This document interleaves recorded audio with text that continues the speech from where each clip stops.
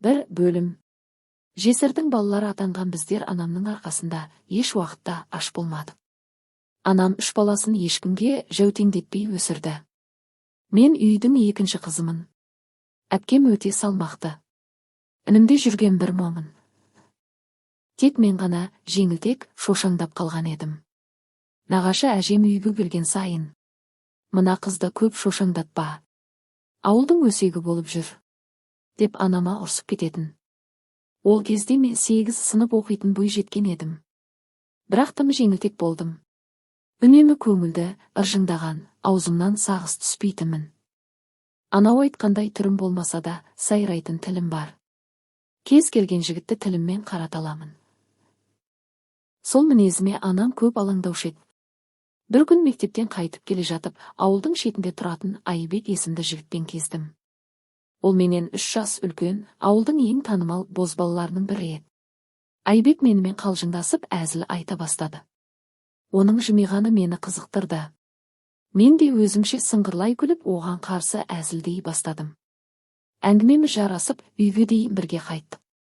Сол күннен бастап Айбек екеуміздің кездесуіміз жиілеп кетті.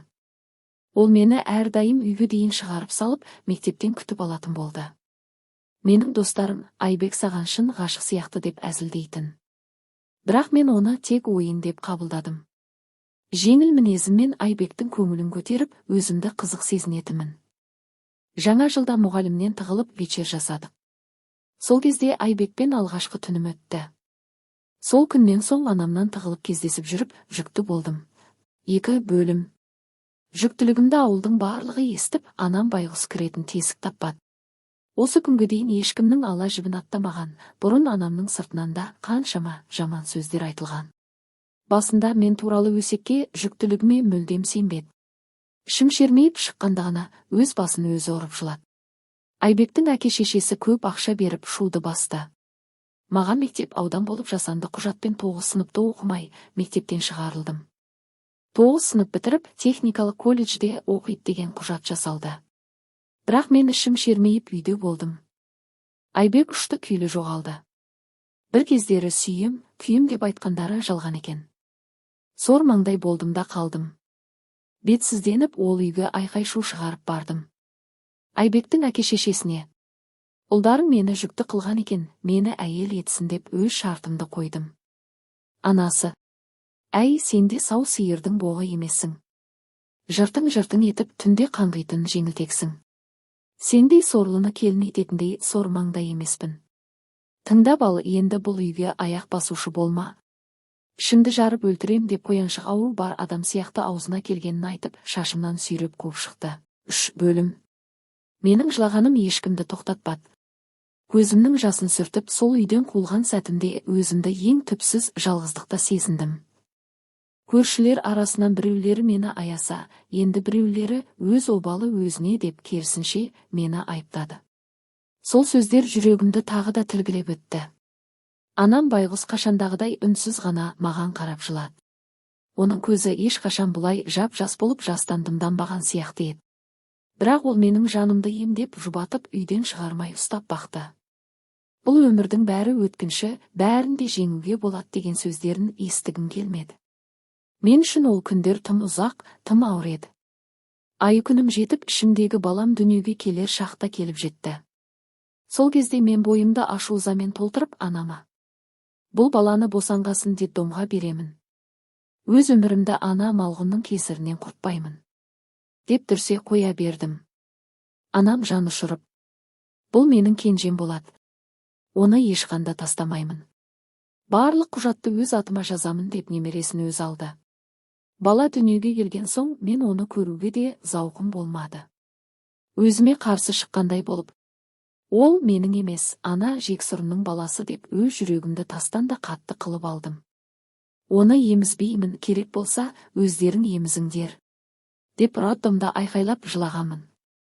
Бірақ анам өз өмірін ұмытып, немересін омырауға сұрап, жалынып жүріп, оған сүтімді бергізді. Сол кездеуім есіме түссе жылап аламын.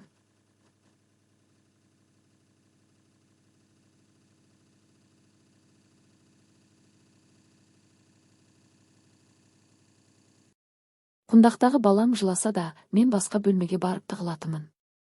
Бұл менің емес, тағдырдың маған тастаған ауыр жүгі деп ойлап, сол жүкті жүрегіме жақындатпауға тырыстым. 4 бөлім. Шақалағым алғаш омырау емгенде, омырауым жарылып шыңғырып баламды шошытқан ең сорлы ана болдым. Байғұс шешем ғой, жаны шыға ұлым үшін барлық сынға шыдады. Ешкінің сүтін беріп ұлымды адам етті. Ұлым 1 жасқа толғанда Айбек деген сорлы қаладан бір шызға үйленіп ауылға келді. Сондағы қызғанышым ішімді өртеп жіберді. Сол күні оның тойына барып тағы да көпшіліктің алдында айқай шығардым. Ей, мал!